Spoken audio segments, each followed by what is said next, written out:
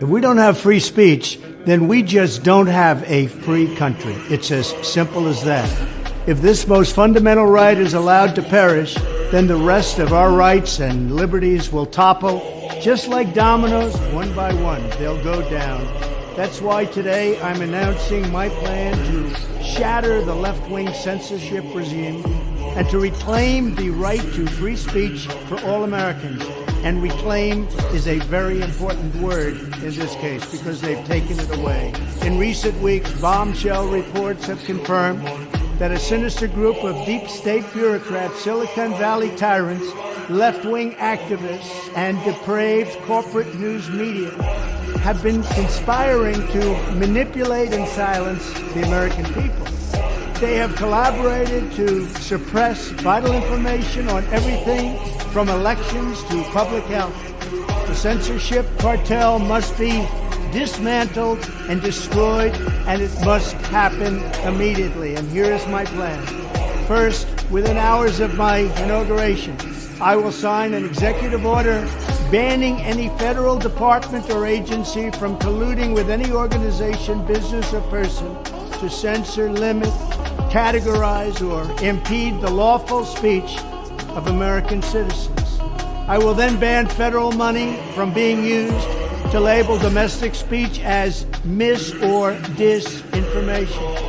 And I will begin the process of identifying and firing every federal bureaucrat who has engaged in domestic censorship, directly or indirectly, whether they are the Department of Homeland Security, the Department of Health, Human Services, the FBI, the DOJ, no matter who they are.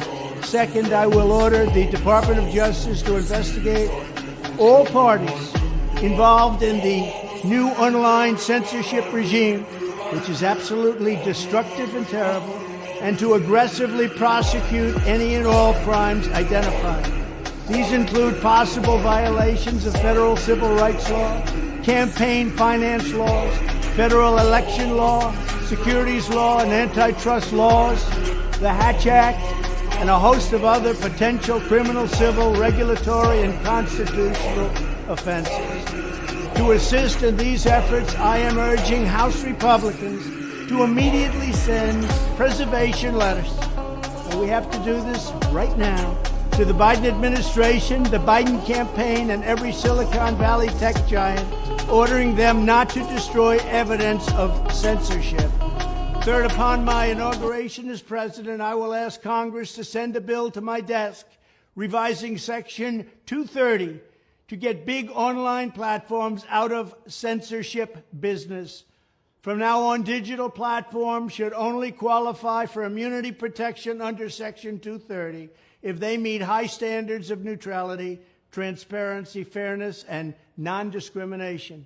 We should require these platforms to increase their efforts to take down unlawful content such as child exploitation and promoting terrorism, while dramatically curtailing their power to arbitrarily restrict lawful speech.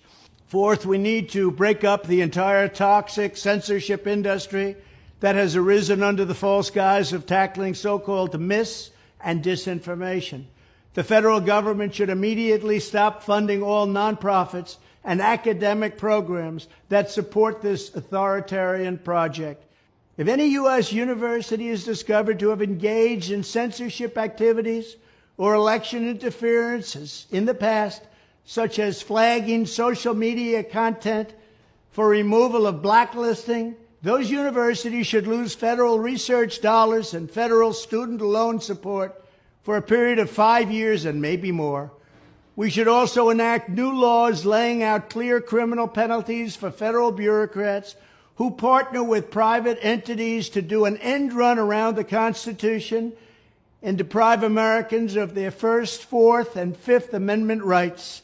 In other words, deprive them of their vote. And once you lose those elections, and once you lose your borders like we have, you no longer have a country.